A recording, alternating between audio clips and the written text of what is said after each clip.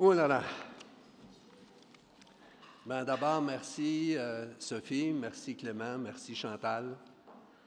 Vous allez vous reconnaître à des endroits dans ce que j'ai préparé comme projet de brève allocution. Alors, bonsoir à chacun, chacune d'entre vous. Merci d'être là. Merci de vos applaudissements. J'ai été profondément ému quand j'ai reçu l'appel de Chantal en juillet pour me demander si j'accepterais cet honneur d'être fait ASC émérite par le Collège. Elle s'en souvient sûrement. Je ne m'attendais vraiment pas à cet appel cette journée-là. J'écoutais béatement les oiseaux chanter au Costa Rica quand Chantal m'a rejoint. Ma première réaction en a été une d'erreur sur la personne, de ne pas comprendre pourquoi elle voulait me décerner une telle distinction. Ça m'est venu subitement à l'esprit, comme ce jour-là de septembre 1979, quand M. Lévesque m'a appelé pour m'inviter à devenir ministre à 29 ans, au moment précis où j'étais en train de lire mon journal avec mes 2 pieds sous mon bureau. En toute franchise, c'est parce que j'ai confiance en Clément, Chantal, puis toute l'équipe autour, et dans votre jugement, que je me suis fait progressivement l'idée dans les jours qui ont suivi. Une fois les émotions maîtrisées, je me suis demandé comment la bonne gouvernance avait pu venir à me mobiliser, m'habiter et pourquoi. D'où m'était venue cette passion? Voilà ce que je crois avoir trouvé. Je suis né dans une famille rurale extrêmement modeste. Mes parents étaient pauvres économiquement, mais non pas dépourvus d'intelligence, de vision ni de courage.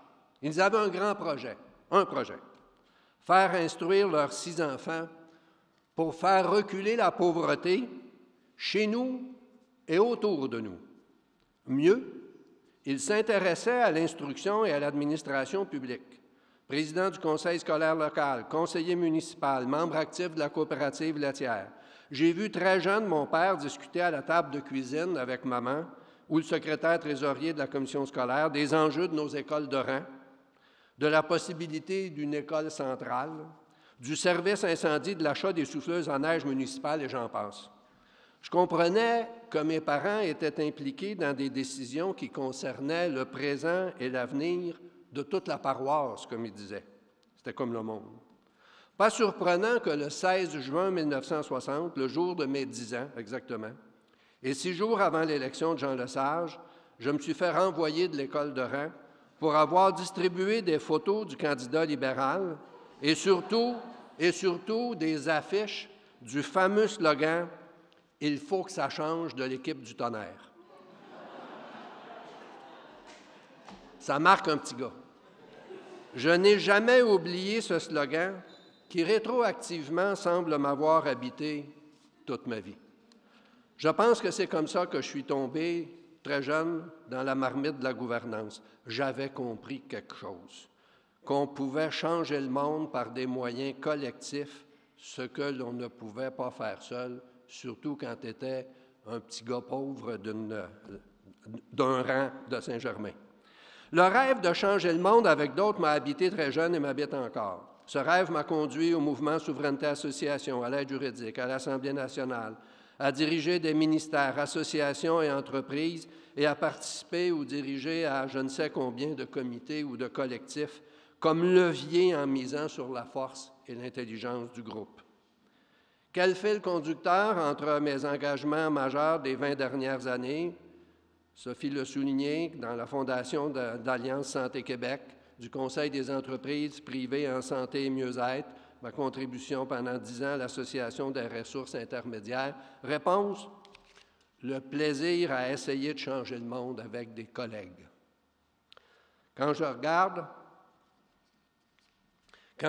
dans mon rétroviseur à 74 ans, oui, ce que je vois, ce sont des dizaines et des dizaines de collègues, hommes et femmes, avec qui, ensemble, dans toutes sortes d'instances collectives, nous avons pu faire bouger un tant soit peu l'aiguille de changement positif. En mon fort intérieur ce soir, je partage avec toutes ces personnes l'honneur qui m'est fait pour ce qu'elles m'ont appris, fait vivre et partagé en gouvernance orientée vers le changement.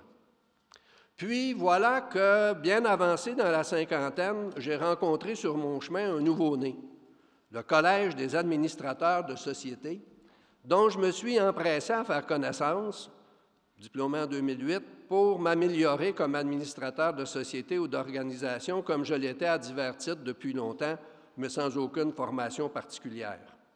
Enfin, j'allais pouvoir me baliser en comparant ce que je faisais avec les bonnes pratiques théoriques, concrètes, partagées avec des administrateurs d'expérience, des professionnels, des profs de grande qualité, de grande expérience. Je suis sorti de la formation emballé par ce nouveau-né dont dans ma tête, je visualisais déjà l'effet potentiel de levier, de levain, pour l'amélioration de la gouvernance des sociétés et organisations de tout genre au Québec.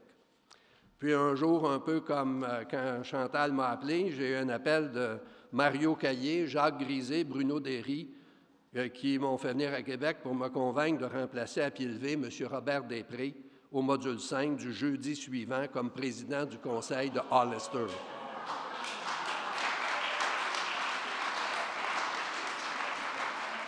M. Després avait eu un petit ennui personnel de santé. Vous ne pouvez pas imaginer mon trac de chausser ses souliers, ou vous pouvez peut-être imaginer, moi, le petit gars timide de Saint-Germain, présider une multinationale pour un collège universitaire affilié à l'Université Laval avec des étudiants de votre calibre. Je ne savais pas ce jour-là que le Collège des administrateurs de société deviendrait une sorte d'agent catalyseur qui m'aiderait à synthétiser en quelque sorte tout ce que la vie m'avait appris en matière de gouvernance et donnerait un sens logique à la vie singulière, un fil conducteur à cette vie-là singulière qui n'a cessé d'être la mienne. Ce catalyseur m'a amené à puiser, faire des liens, mettre en valeur tout ce que j'avais appris des autres, au contact des multiples organisations et de tellement de personnes remarquables avec qui j'ai eu la chance de collaborer à l'orientation, la direction et le contrôle de celle-ci depuis 50 ans. Je rêvais de changer le monde, je le rêve encore. Le collège m'a donné l'occasion d'assouvir cette soif, plus qu'il n'y paraît depuis près de 15 ans. Je m'explique. J'ai eu l'occasion pendant ces années de contribuer modestement à la formation de près de la moitié des diplômés du collège dans le programme régulier et de centaines d'autres administrateurs dans le programme de formation sur mesure. J'ai fait de mon mieux. Quand je vous regarde tous et toutes ce soir, je pense surtout à la richesse que vous représentez pour le Québec comme administrateurs et administratrices de certifiés pour tout type de personnes morales. Cela me rend heureux et surtout rempli de gratitude en pensant que j'ai pu modestement, grâce au collège, contribuer ainsi à changer le monde. Mes parents disaient à la fratrie des 6 enfants que nous étions, « Votre instruction, c'est votre plus beau cadeau. Personne ne pourra jamais vous l'enlever et vous pourrez faire beaucoup mieux que nous. » Ma façon de vous voir ce soir, anciens ou nouveaux diplômés, c'est ça, c'est de penser qu'avec votre certification, vous êtes le levain, le ferment dans l'amélioration de la gouvernance dans des centaines d'organismes où vous siégez. En faisant cela, vous contribuez à créer de la confiance dans les organisations de toutes sortes et plus largement dans le meilleur cheminement de notre société. La confiance dans la gouvernance publique ou privée, voilà bien l'ingrédient le plus important pour favoriser une évolution harmonieuse de toute société en ces temps incertains et souvent tendus. C'est ça, changer le monde. Changer le monde, c'est s'opposer au cynisme, c'est opposer, au cynisme et aux bombes de fragmentation de toutes sortes des administrateurs, des administratrices de sociétés de qualité supérieure, solides, engagés, pleins de courage. Quand je regarde droit devant, je vois bien les innombrables défis de notre temps. Vous les voyez aussi. Mais je vous vois aussi, vous, administrateurs et administratrices bien formés, de grandes compétences, motivés à changer le monde pour le mieux, une réunion du conseil ou de comité à la fois. En terminant, inspiré de ma maman, je vous dis, avec tout ce que vous avez appris, allez-y, vous pouvez faire beaucoup mieux que moi. Merci à vous tous. Merci au Collège pour cet honneur. Longue vie au Collège des administrateurs de société. Bonne soirée.